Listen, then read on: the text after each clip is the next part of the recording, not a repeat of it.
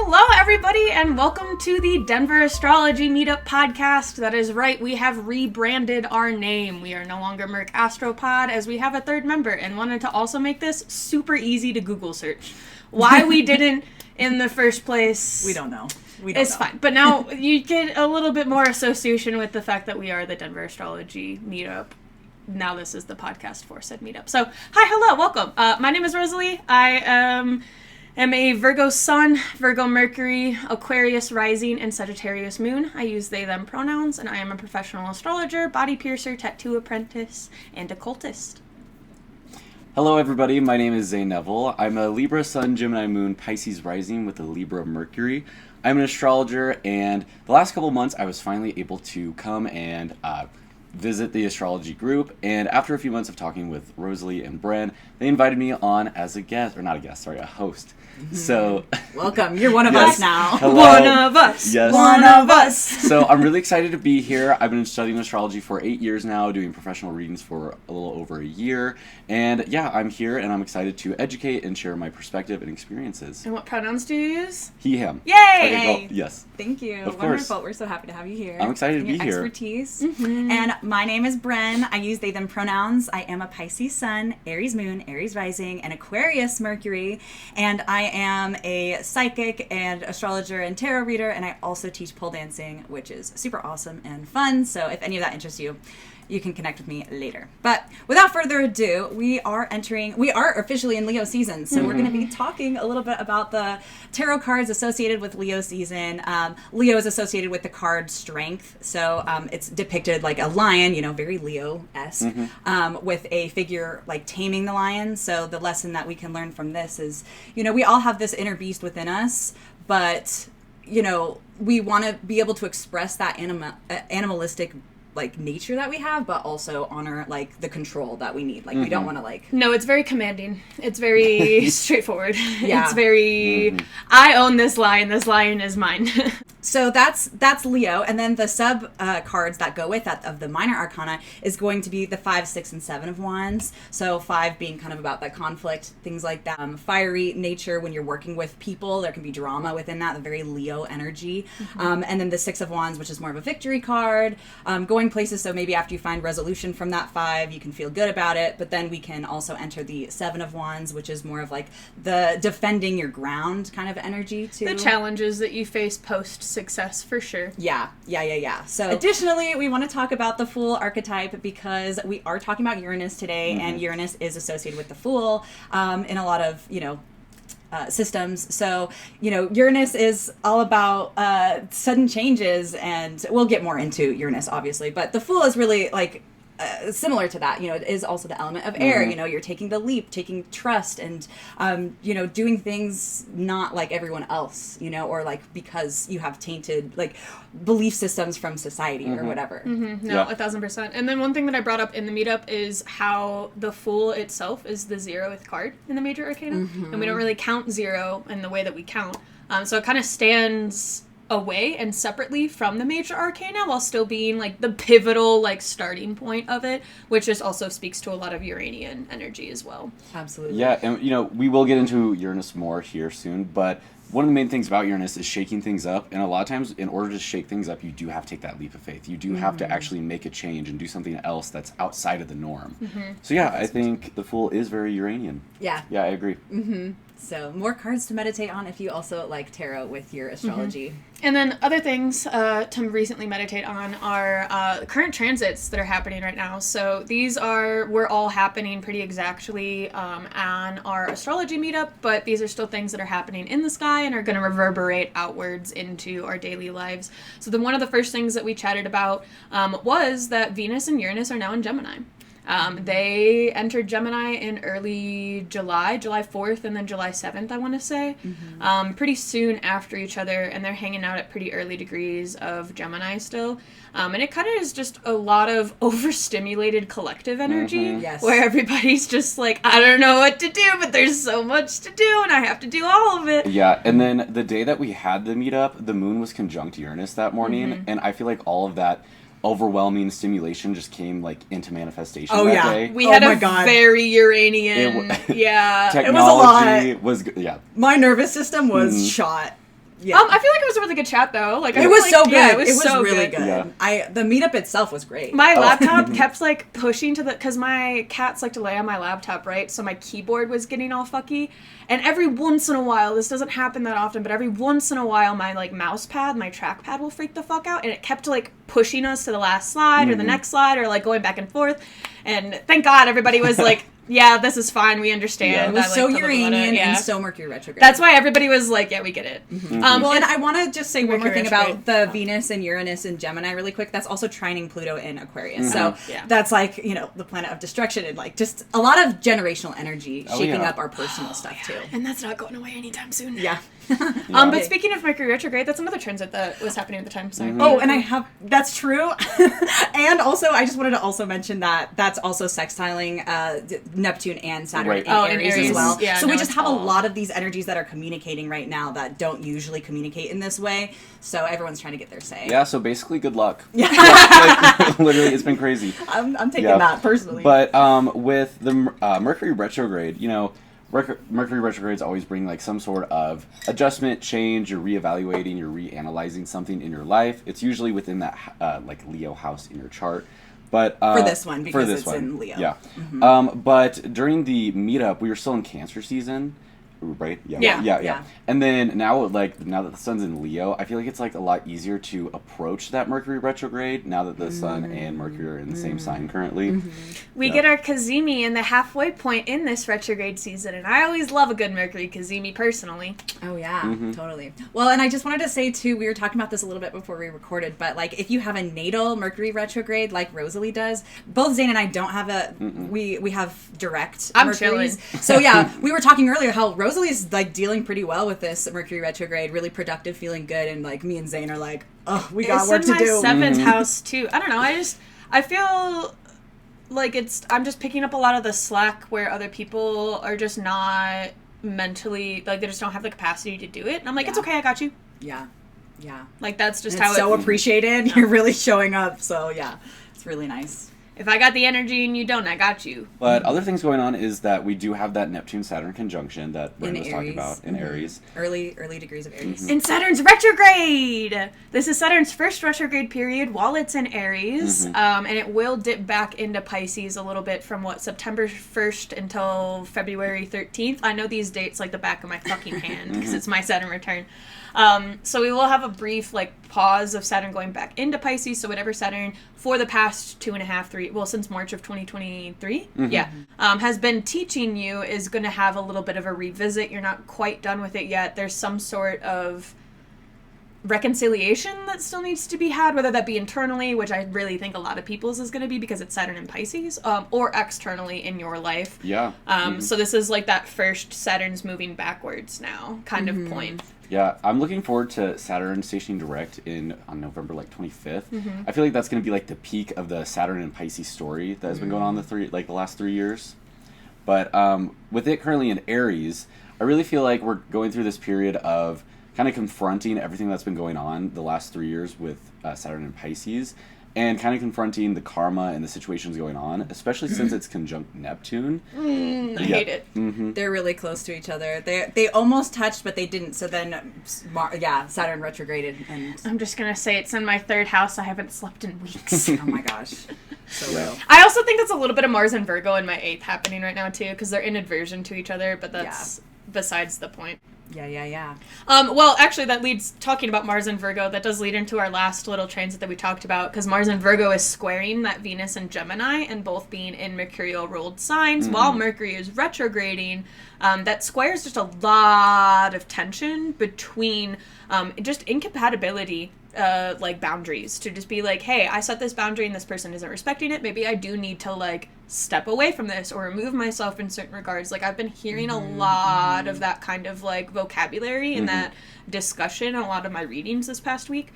Yeah. Also, Mercury retrograde, I don't know what it is, but I get, hella booked during this time, too. Yeah. Almost in People are timing. reviewing, yeah. Oh, I had It one makes this sense. morning before I met with you guys. Oh, nice. And I have another one it tomorrow was- morning.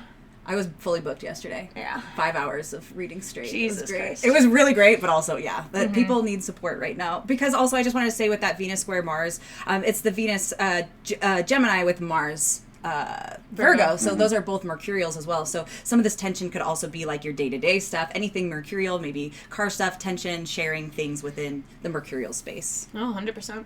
Yeah. So Cool. that's Hell the yeah. astro weather for you all. Well, diving into a little bit of what our presentation was really about, we covered a broad range of topics.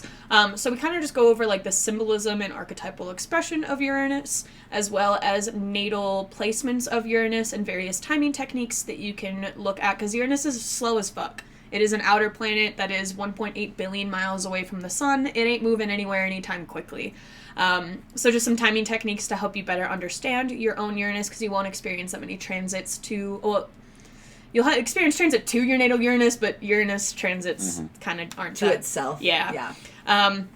And then we'll go into a new view of Uranus, so like talking about the shift of the last 8 years that we've had it in Taurus into what we will now expect with Uranus and Gemini. And then we'll go over mundane and generational predictions, so we'll kind of look back to the last times that Uranus has been in Gemini to see really how it's going to be this time around. Best way to do astrology is pattern recognition, so we're going to recognize some gross patterns real quick here. Cool. Well, starting off with the symbolism, we want to talk about like what Uranus is and what energies it brings into a chart and into astrology. If you want to start off. Oh, it's really just, Uranus does not have any traditional backing in astrology whatsoever, and that's because it wasn't discovered until, what, recently? 1700s? Yeah. So because of that, we don't have any traditional texts on this, which is like my bane of my existence. But a lot of people put this like Promethean archetype on Uranus as like the disruptor versus the liberator, and they put a lot of just archetypal mythologies onto Uranus. I personally don't really like that approach. I see how it like falls into place with what we see historically with Uranus, but I think that we should always look at the history, how this planet acts, how this planet goes through its own cycles, first and foremost, in order to delineate a planet, and then apply accurate mythology to whatever you learn onto that. So I do feel like there's some things about the Promethean archetype that I do find really Uranian, and then some things that I really don't personally. But that's just me and my 2 cents. Yeah. Some just keywords too about Uranus, like if you're new to astrology and don't really know a lot about Uranus, we did touch a little bit on it, but just like erratic change, liberation, you talked about, you know, sometimes things really have to change in order for us to liberate ourselves, and it can just be the unexpected as well. Like sudden insights, lightning bolts striking, that's very Uranian, electricity. I always relate Uranus to the wildfires that happened in Yellowstone National Park back in like 2018 or 2014 or something like that, I want to say. Everybody thought that Yellowstone was going to be demolished. Like, Yellowstone was just going to be this pile of ash. Everybody was freaking the fuck out. No, actually, we hadn't had controlled forest fires in Yellowstone for decades, and we really needed them. So the environment did it itself. It did what needed to be done. It got rid of invasive species, cleared the underbrush, cleared all of the dead trees, and now Yellowstone is thriving. But in the moment of all of those forest fires being rampant, everybody was like, oh my god, we're going to lose this national monument. We're freaking the fuck out. And it was really for the better in the long run. Yeah. So even though they are super chaotic and disturbing and difficult, I guess, symbology in Uranus in the moment, it's always like for the better of the collective in the long run. Something we talked about in the meetup that just came to me too, just speaking of tarot, was the lightning bolt that hits the tower card. Yeah. And that's very Uranian. It's like, oh shoot, here's the lightning bolt, it's taking things down. But once like the dust settles, then you see what actually was like structurally sound and what wasn't, and then you can fix it, you know. At least you're aware now. So it was chaotic, but you can now use that. So Uranus doesn't have any traditional texts, traditional studies, just because a lot of the like the traditional planets are from the ancient beliefs. So the Sun through Saturn, those were only planets we could see with the naked eye. We didn't have any inventions or technologies back then, so all of traditional astrology is based on those planets. Wait, funnily enough, real quick, side note, Uranus is visible with the naked eye during some times of the year when you don't expect it to be. So, like, if you track Uranus and you're like, okay, it's supposed to be in the sky at this time, it won't be. But then, like, on a random Tuesday, it will be in the sky and visible. That's so Uranian. Exactly, that's what I'm talking about. Like, surprise, I'm here. Obviously, that depends on, like, pollution and where you're at at in the world and the time of year and things like that. But yeah, Uranus is very sporadic in even its visibility as well. But sorry, continue. Oh, you're okay. So throughout my studies, I've noticed that the way that outer planets were discovered kind of correlates with their symbolism and the energy that they bring into astrology. So Uranus, for example, discovered March 13th, 1781. Someone named William Herschel accidentally discovered Uranus while scanning the skies with a homemade telescope. I mean, this is a homemade telescope. It is invention. It's technology. He's using technology to discover a new planet. It was by accident. He wasn't looking for a planet. He just found one. So with Uranus, it's all about technology, innovation, insights, sudden information. Throughout the next 3 years, other astronomers confirmed the existence of this planet. And it's a big deal because it's the first new planet discovered since ancient times, since it's the first new planet outside of those ancient traditional planets. So it really, through this discovery, we entered a new era of belief with our solar system. We realized that there are more planets out there, and we started to wonder if there are even more planets beyond Uranus. So, wasn't Neptune pretty early after that? Mm-hmm. Yeah. Yeah. And speaking of Neptune, this brings up just a side example of planetary discovery and the symbolism. With Neptune, a bunch of astronomers saw a really weird orbit with Uranus, and they just had this feeling that there was another planet out there affecting it. Mm-hmm. They couldn't see it, but they used math, took it to an observatory, and boom, there it was.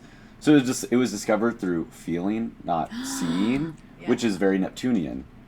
Yeah. That's so dreamy. Isn't that crazy? Yeah, I love that. Yeah, Pluto, for example, while Pluto was a planet, we were like, hey, actually Pluto is not a planet anymore. It's a little asteroid, which is very transformative of our beliefs. So, yeah, the planetary discovery of the outer planets kind of correlates with their symbolism. Uranus is all about discovery, accidents, rebellion, new age.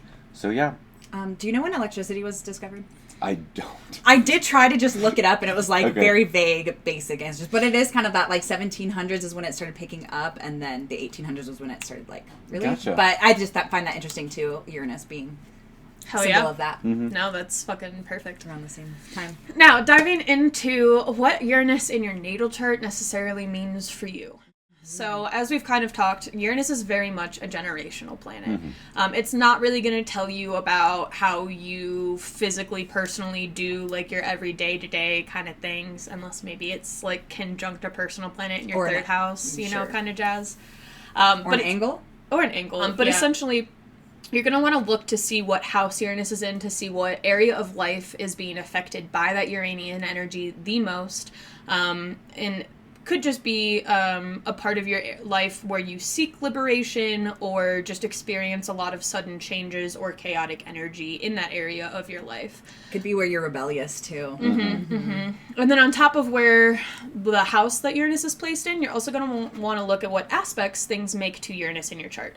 So if you have soft aspects like a sextile or a trine, which are a little bit more harmonious, it might be intuitive genius. Whereas when you have a hard aspect between Uranus and another planet, such as a square, an opposition, or a conjunction, you could have a lot of tension with the stability that planet holds because of Uranus's influence on that planet. And what's your orb for that? I use really fucking tight orbs when it comes to outer planets. Mm-hmm. I'm not looking at anything that's less than a degree away from each other. Mm-hmm. And that's because, again, Uranus is 1.8 billion miles away from the sun. For reference, Saturn, our farthest...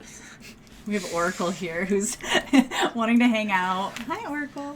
But for reference, Saturn, our farthest visible planet in the solar system, is only roughly about 890 million miles away from the sun, so it's just shy of a singular billion miles away from the sun. She's gonna lick you. Mm-hmm. Mm-hmm.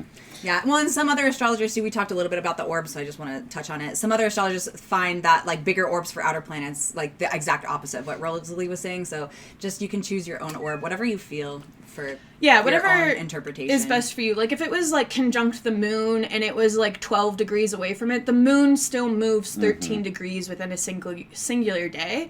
So I'd probably count that as a very loose conjunction, even though it's 12 degrees away from an outer planet. I feel like that energy is still going to be there just because the moon has such a wide move so fast. Yeah, move so fast itself. But transits to your natal Uranus are going to obviously have a major kind of Uranian shift at the same time. There's actually this one story that Chris often tells. I don't exactly remember the particular transit of this, but there was an astrologer who was like, saw this Uranus transit, and they were like looking for it, and like as they were writing down about like how nothing was happening, their house like caught on fire. What?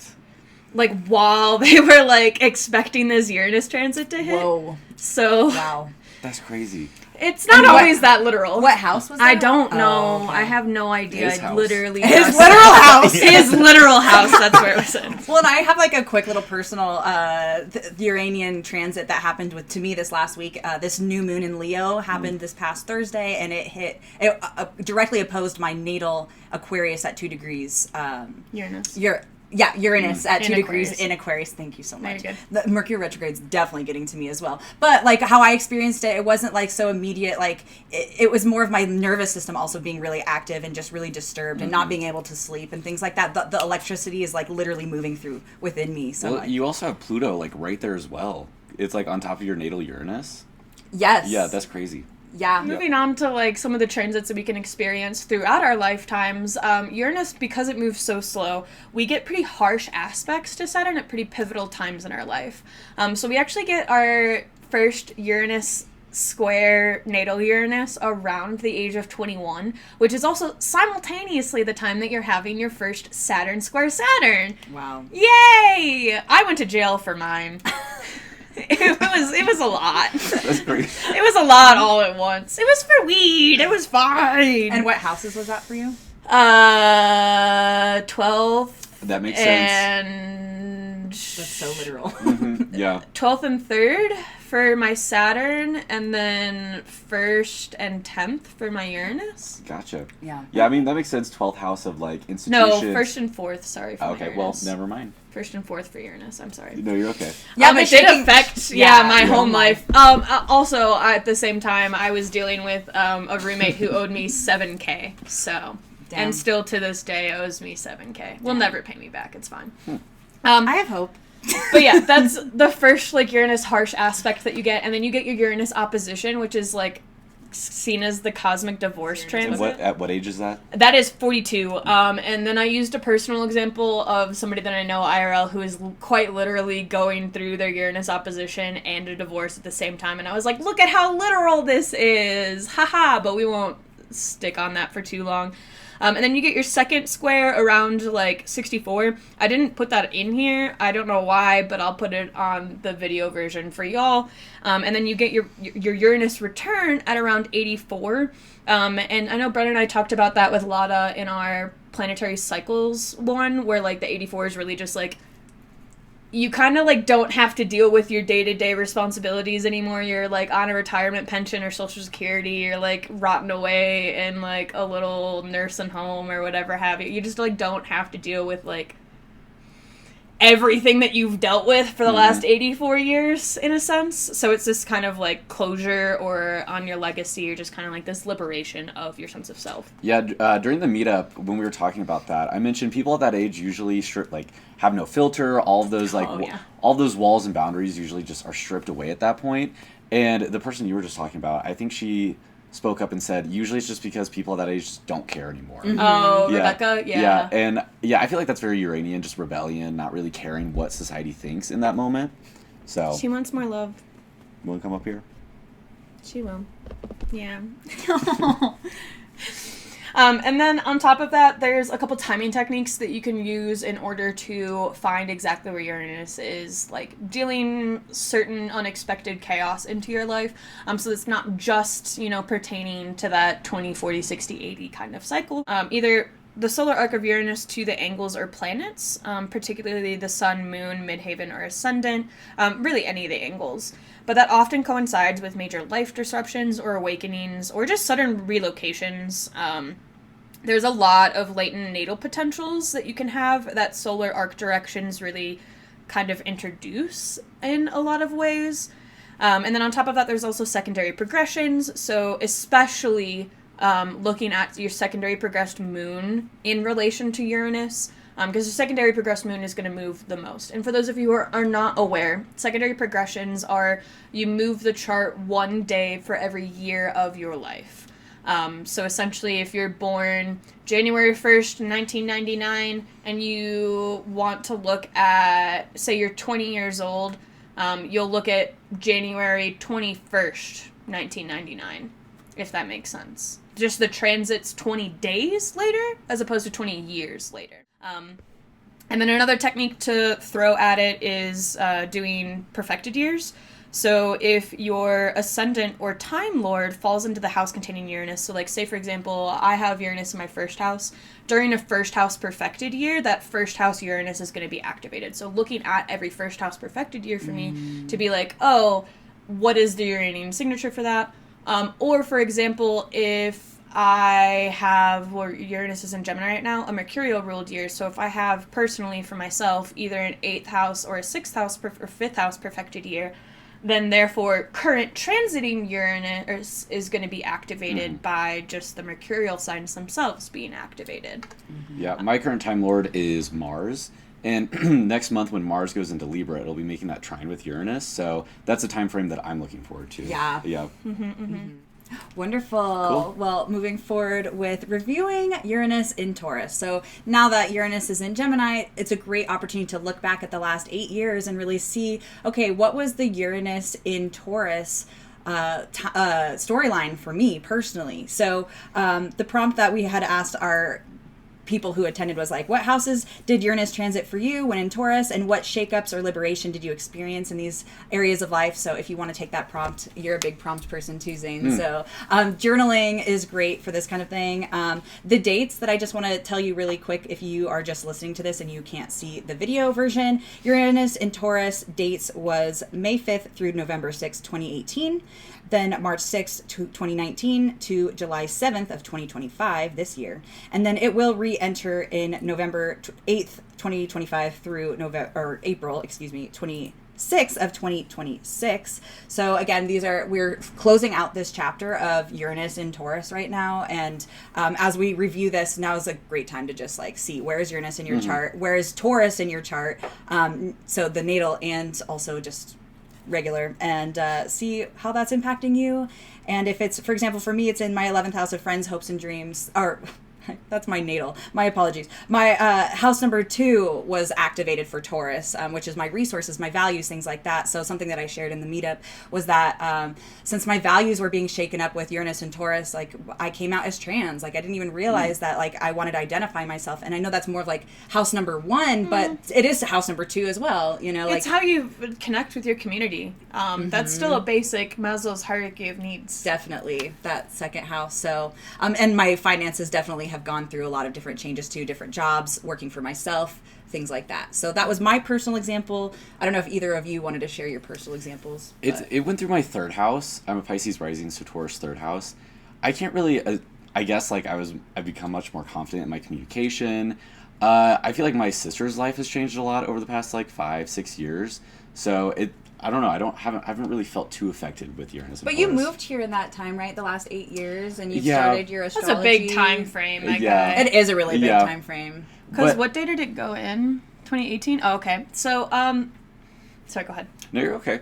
I was just going to say, with like Uranus being a generational planet, we are all 3 the generation of Uranus in Aquarius. So like with it in Taurus the past like 6-8 years, we were currently in that square, that sign-based square. And I'm just glad we're going into that sign-based trine for our generation. That's going to be nice. I personally have it in my, well, it was transiting in my 4th house. 2018 is when I cut off my mother. Oh. It was February of that year, I want to say. And then I think there was one member who had talked about, I don't remember if it was, I think it was the Uranus in Taurus time frame of he like came out himself as well. Your friend, It I was don't the remember. 7th house? Yeah, I think, yeah, because he's a Scorpio ascendant. Yeah. And he like realized he was like bi for a really long time, and then just like full send, no, I'm a gay man, you know, like I'm making these boundaries, setting these things for myself, and just really like stepped into his own too. Well, he said during that time as well, he really started to understand what he needs in a partner, like what he's looking for. And I think that just correlates really well with the 7th house. And I feel breaking like away from the Taurus, too. tradition. Yeah, breaking away from the tradition of like what people expected, because he was also talking about his upbringing, how that was just like a big no, and liberating himself through You're good. that. Well, before we get into the shift into like Uranus going into Gemini, I just want to talk about a couple things that kind of really happened during the Uranus and Taurus. At the meetup, you mentioned man-made fake meat. Yes. Yeah, I thought that was really cool. I mean, it's Taurus, which is like literally Food. a cow, meat, food, nourishment. But another thing that happened as well is during this time, like the rise of cryptocurrency really like happened. Taurus, money, Bitcoin, all that jazz. Well, and Uranus being a technology as well. Yeah, exactly. All right, but we can go ahead and shift into like what this new vibe is. So it's going from Taurus, which is ruled by Venus, into Gemini, which is ruled by Mercury. So what I put on the slide is an energetical shift from the sensory realm of Venus to the headspace of Mercury. So from the body to the mind. Gemini, it's a mutable sign. I feel like that's better for Uranus because Taurus is fixed, it's stable, it's a little bit harder to shake up. Fixed signs don't like that change. Mm-hmm. But now that's an immutable sign, I feel like it'll be much easier for us to connect to that like liberating, rebellion, shaking things up Uranus energy that it brings. Mm-hmm. Well, and Uranus is really air as well, so it also entering an air sign, it's more happening in here rather than the physical reality. Yeah. Well, and we also talked about how Uranus is kind of like, in modern astrology, a higher octave of Mercury. And higher octave just really means, like, it's like Mercury. It doesn't have any rulership over anything, but it's just like a higher vibrational frequency of it. And then actually your friend who talked about his own experience was also, I think the way that he phrased it was very well put, of just like, think of it like octaves on a fucking piano. You can play the same note, the same key at a different octave, and it's the same note, it's just like a different pitch. Right. Yeah, the way that I see it is Uranus brings all these really high energy ideas and themes and thoughts, but then that has passed down through Saturn. So it brings Saturn brings it into that physical form, into reality. Then it's passed down to Mercury, where it's dealt in our like day-to-day life. We can actually think of it on like a personal, physical level. Before it passes through Saturn, it's a little too above our understanding. I agree with that 100%. But with Uranus now in a Mercury sign, I think Uranus is going to be helping us like upgrade and reevaluate our communication, reasoning, perception, just kind of everything Mercury. And I think the way we connect to ourselves, and especially the way we connect to other people, is going to be completely different. Yep. Well, and Uranus is also the sign of genius, so I feel like we're going to get a lot of aha moments, like, especially with that Gemini dualistic, like, nature, it's like, one of the twins says something that inspires the other twin within us, and then, like, they just going off, and then we're in this whole new world of ideas. Yeah, I feel like we're entering a new age of, like, collaboration, a way of, like, how can we work together rather than just, like, being together, if that makes sense. But another thing that I want to mention is for the next, like, 8 years, however long Uranus is in Gemini, Mercury retrogrades will probably pack a different kind of punch. Ooh. Mercury retrogrades are going to definitely bring that liberation, that sudden insight, that surprise, the shaking things up. It's just like, who are you? It's self-discovery at its core. Which to some people can be a little scary, to some people can be a little fun, or maybe a little bit of both. Who knows? Wild card. Yeah. And then moving forward, any transits that activate Uranus will definitely bring a lot of like electricity and intention to our mental space. And so if you're the type of person who gets overwhelmed easily by like lots of thoughts and that stimulation, just be really gentle with yourself around times that Uranus gets activated, because it would really help you to just sit down, meditate, and just kind of work through your thoughts one at a time. Just if you have anxiety, Gemini and Uranus are all about like the nervous system. It rules circuits. So just take care of yourself during these times that Uranus is activated. I felt that so hardcore because Uranus is in my third house now. So I'm like, I don't know how Geminis are thinking all the time, but Jesus. It's a lot. It's a lot. But a journal prompt that I wrote out for this time is, what can I do within my natal house of Gemini to become a sharper, more decisive, and an effective communicator? It's a great prompt. Well, thank you. I should probably look into my own prompt and do that. Do it. Yeah. And then moving on to a little bit about like how Uranus really affects us on a mundane level, I kind of just broke down the boomer generation to show y'all like how sub-generations can be affected by Uranus's different placements in different signs. So in the boomer generation, for example, there's the people who have Uranus and Gemini who are experiencing Uranus return. And hitting that 84 mark. And then there's people who have Uranus in Cancer, Uranus in Leo, Uranus in Virgo, and then that's kind of like the end of like the boomer generation. So for me personally, I see a lot of the generational shifts with Pluto entering the different signs. So to have these Uranian kind of like subsets of that generation just really flavors the different types of boomers that you can interact with. One of the things that I said was the later end of that, the like tail end of boomers with Uranus and Virgo are like the massive hippie generation. And which subsection was that? That was the tail end boomers of the one Uranus Virgo. and Boomer. Yeah, because they're just early critics of conformity. And they're like, hey, I don't really like the way that we indoctrinate everybody. Let's not do that. These are a lot of the people who are forerunners of women's rights movements, the counterculture movement in the 60s and 70s, and were like really like the hippie part of that generation. And when we look at Uranus in a natal chart and like see these generations, it is coming out a little bit in their personality, but it's also coming out in like the community and the world that they live in. For example, we're all Uranus and Aquarius, and with our generation, we like saw that transition between like a childhood of like no technology to like Growing up in front of the computer screen. Exactly. Cell phones, YouTube, iPads, like I said, cryptocurrency, credit cards, all that stuff. We really saw the rise of technology. So that's like what you can say with Uranus and Aquarius for our generation. And then just kind of like moving on to mundane, I guess, times that Uranus has been in Gemini in the past. The first one that we get is from June 25th, 1774 until May 18th, 1781. And this is not the very, very, very first time that we ever have Uranus in Gemini, but this is the discovery of it, right? Because when was it discovered? 1781. Yep. So this is the discovery of Uranus. So we're just talking from when we discovered it onwards. So we discovered it while it was in Gemini, which is currently in.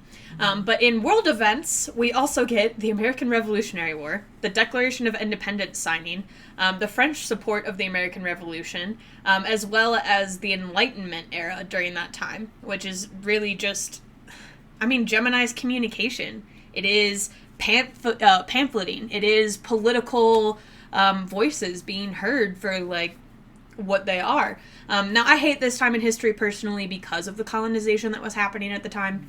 And that's, like, a whole nother thing also. The fact that there's these unexpected chaos. So, like, to the white male at that time, it was like, oh, I'm discovering this new land. Cool, yay. But to all of the native indigenous people at that time, it's like, oh my god, my entire world is being upheld. And it's also like, who the fuck are you? Like, Yeah. where Get did the fuck outta Like, here! where did you come from? Yeah, literally. Yeah. But with Gemini, you know, it is the sign of the twins, so it is about like two things connecting, but it's also about how one thing can separate into two. And I see that a lot with like the I can't say that. Declaration of Independence. Yes.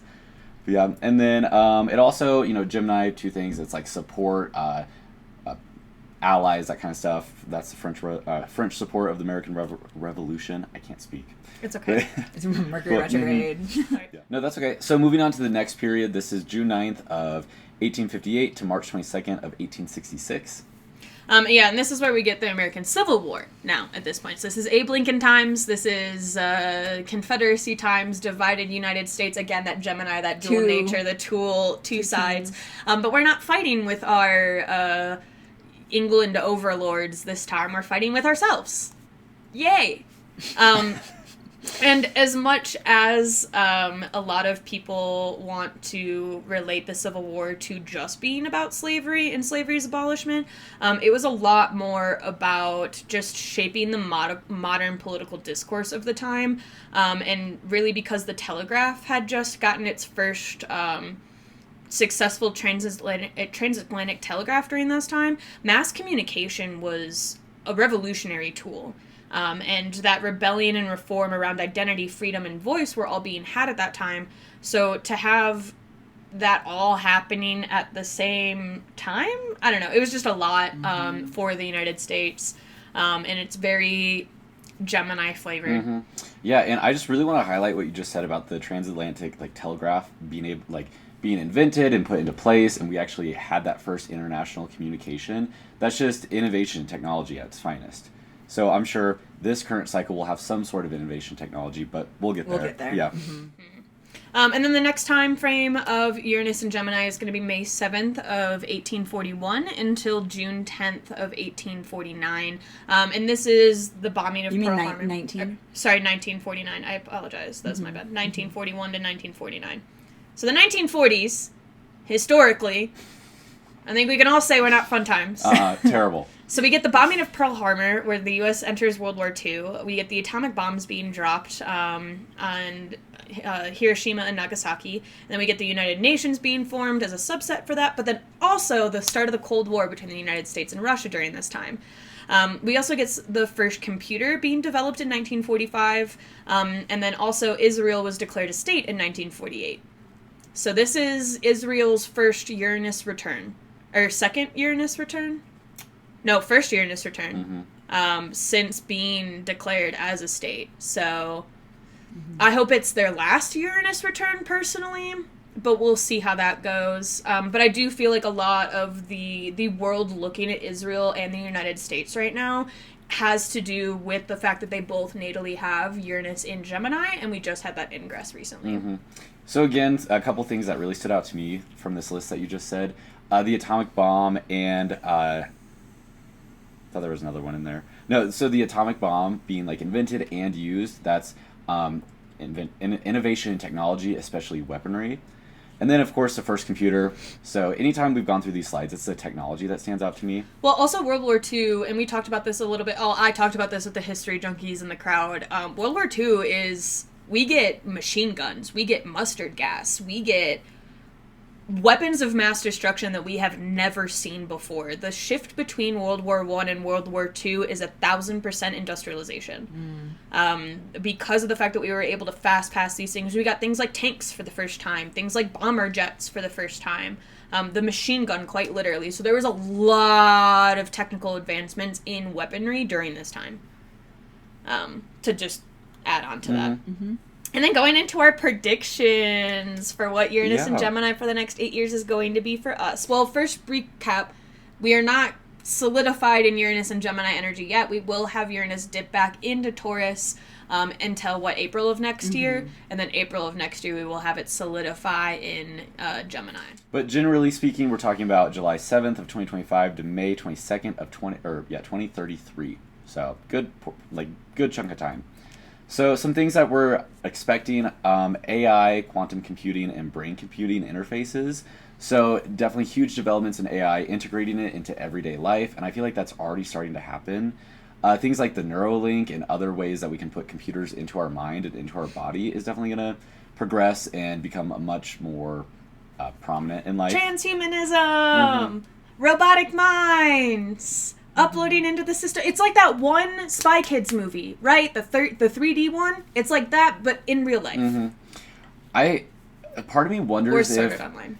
A part of me wonders that during this time, like technology putting it into the human body is going to become such like a popular thing, and then by the time Uranus goes into Cancer, we're going to be like, that's inhumane. No more technology. Like, get this out of me, and like that's when we're going to see like a little bit of a downfall of technology, but.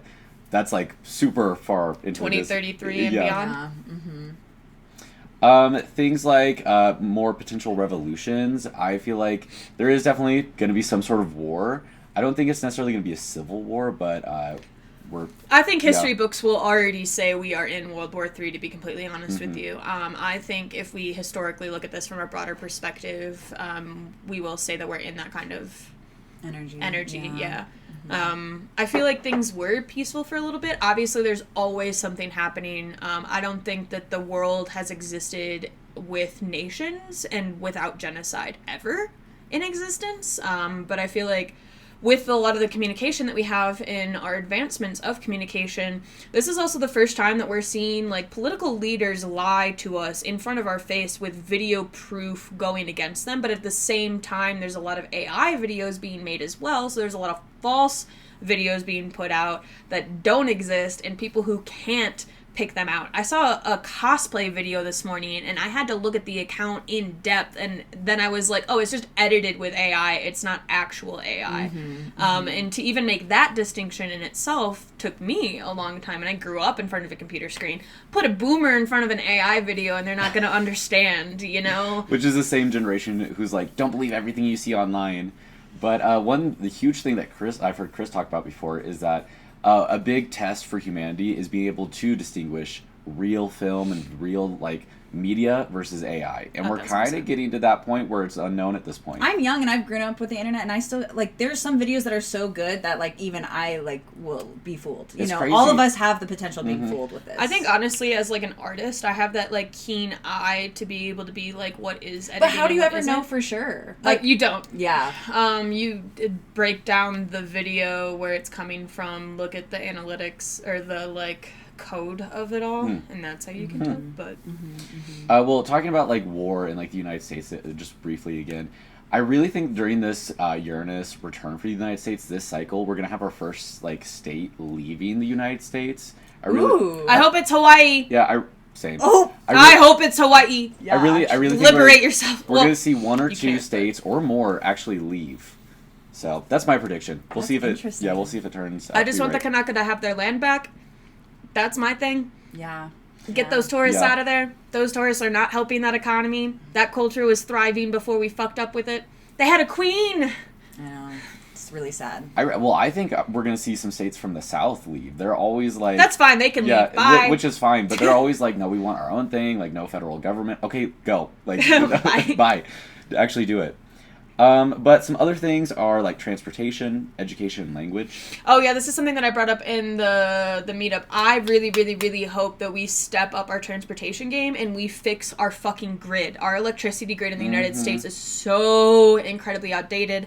I do predict that during Uranus's transit through Gemini, with its trine to Pluto in Aquarius, that we will have a grid shutdown in the United States and we will go kind of rogue. I don't know if that will be months and months and months until we get a new system up, or if it happens at a point where we do have underlying work that another grid is being built in the background that we don't know about. But to my knowledge, that's not happening. I feel like that could happen from a cyber attack. I mean, during this time, there is violence and war, and I feel like this cycle around is definitely going to be... It would be so easy. Yeah, it's going to be cyber attack, it's going to be data privacy, those type of things, rather than literal physical violence. You're getting ahead of me. I literally was just looking at the new moon that's happening in Virgo that's kind of like a partial eclipse. It's exactly 20 degrees away from the south node at the time, so it's very, very, very barely an eclipse.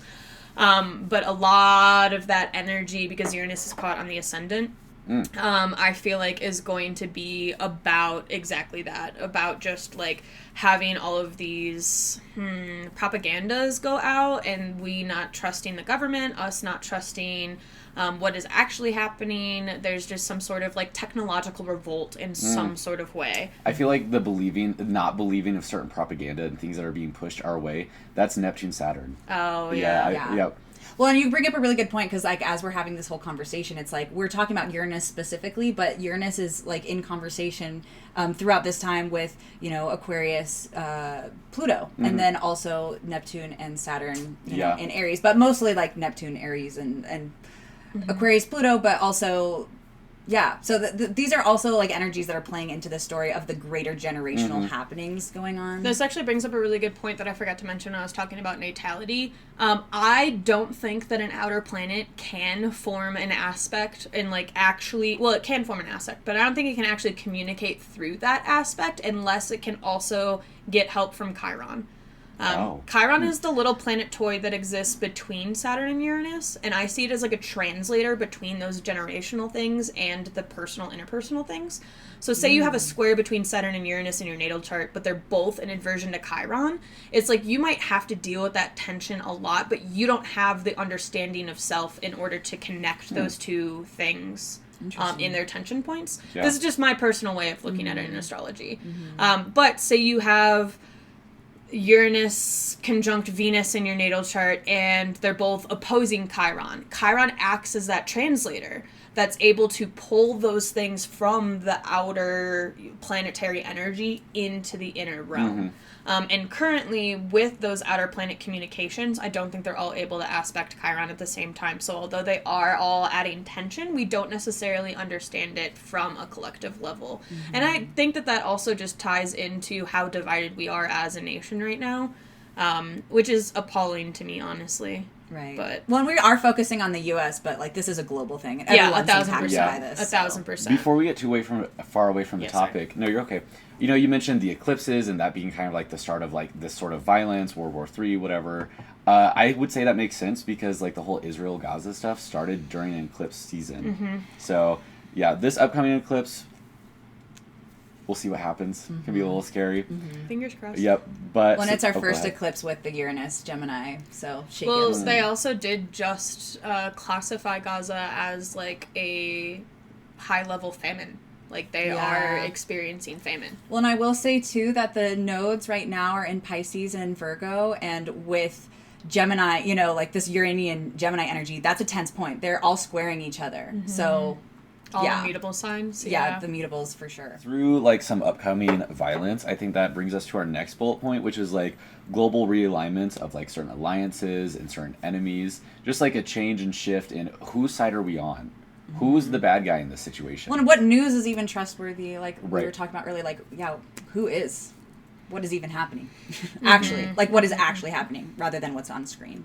And then this last one I think is really fun, but I really think this is going to happen during the next, like, 8 years. We're going to have major advancements in space exploration, whether that's, like, us sending stuff to space and discovering things, or, like, sending more people. Like, probably, you know, the very rich first. They're going to spend a lot more time up there with, like, vacations or trips. Maybe we get some sort of, like, space hotel up there.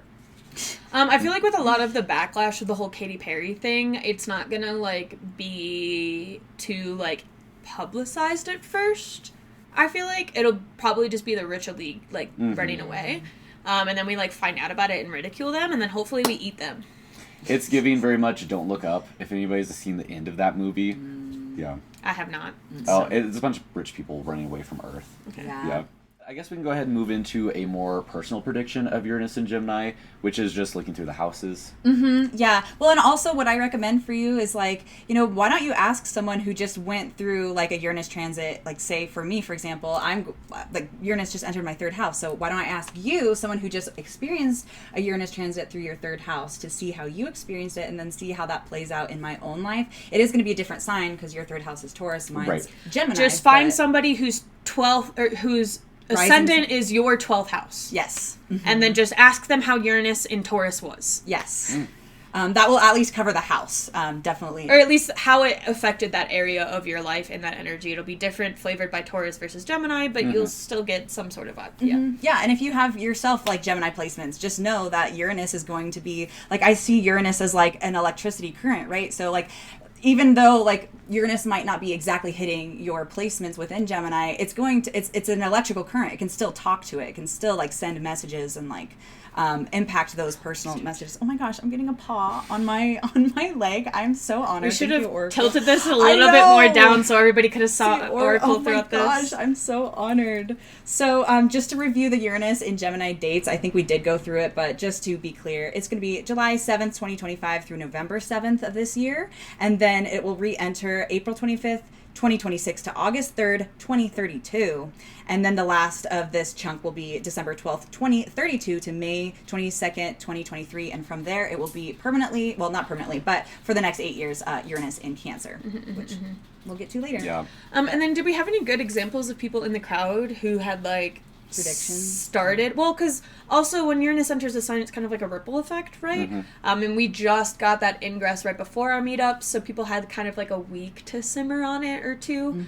So it wasn't like the longest amount of time, but we did have some predictions of how people thought it was going to already affect because of those ripple effects. The only one that I can remember is a person saying that they had, like, moon in Gemini in the 12th, and they were asking me, because I have a Gemini moon, how, like, this could come up. And we just said, like, suppressed emotions could come up and, like, affect you physically. The moon, I said check on your mom's health. One thing that I wanted to say that I didn't in that moment was, during that time, do not do any, like, don't do any crimes. Don't do anything illegal. Oh, yeah. You know, 12th house of institutions, jail, prison. Yeah. Well, and it Speaking might from be... personal experience too, don't do illegal things during a 12th house anything. Ooh, yeah. If the 12th house is activated, stay away from the police. Yeah. Do not confront them. Another, like, thing that we talked about with, like, 12th house anything really is, like, dream journaling as well. So, like, a lot of these, like, insights, like, Uranus can have that genius. So, like, if you write down your dreams, if you're paying attention to your dreams, you might get these aha moments or, like, things that you can bring into your day-to-day life as well. So that's 12th house. I love 12th house. Oh, yeah. But without further ado, I think that's everything we have to say for today. Yeah, that was a pretty good discussion that we had at the meetup. I really liked a lot of the insights that we had with people. People were making connections historically, adding on to our predictions. We had a great turnout, too. So please come to our next astrology meetup as well. We have an astrologer panel. So not only are you going to be able to ask the three of us really awesome astrology questions about just astrology in general or maybe client work, but we're going to have 3 other really amazing astrologers to give their insights. So if you want to check out more about those people, we're going to be posting to our Instagram, which is not at Merc Astropod anymore. It is at Denver Astro Meetup. Yes. So we streamlined everything. Everything is now Denver Astro Meetup, our YouTube, our Instagram, everything. Except for our email. Oh, yeah. Which we'll deal with later. We'll deal with that fine. later. Oh, and we also have a TikTok now. So there's also that whole thing. And just a reminder, we meet every third Sunday at the Pearl from 2:30 to 4:30 p.m. And that is in Denver, Colorado, obviously. For those of you who are not local, our next podcast, I'm going to write down all of the questions that are asked to the panel, or at least try my best to, and then us 3 will, I might be able to grab some of those other panelists. It would be really nice to have some other panelists. I'll try to see what works out scheduling-wise, so I won't promise anything, but it'll be at least us 3 recapping kind of what we talked about and things like that. And we also do plan on doing a supplemental podcast that we might possibly get out sooner rather than later for the upcoming full moon in Aquarius. We have some time. We'll see. We got this. Again, not promising anything, but it's we've Mercury got goals. retrograde. We got I just want to let you guys full transparency know that we're trying to improve and give you guys more content. Yeah. Cool. So again, we are all professional astrologers. I'm really like the psychic kind. You're really good with transits. You're really good at like really picking apart like the technicalities of it all. So if any of that interests you, please also book us and support us individually. And where can you do that at? Well, for me, it's fortuneofthefool.com. All of this will be linked in the description. You can find my stuff through my social media. It's at Neville Astrology. We will link it all down on the show notes below. And then I'm just at astrorosalie.com. So Wonderful. All right. Bye. Thanks. See ya.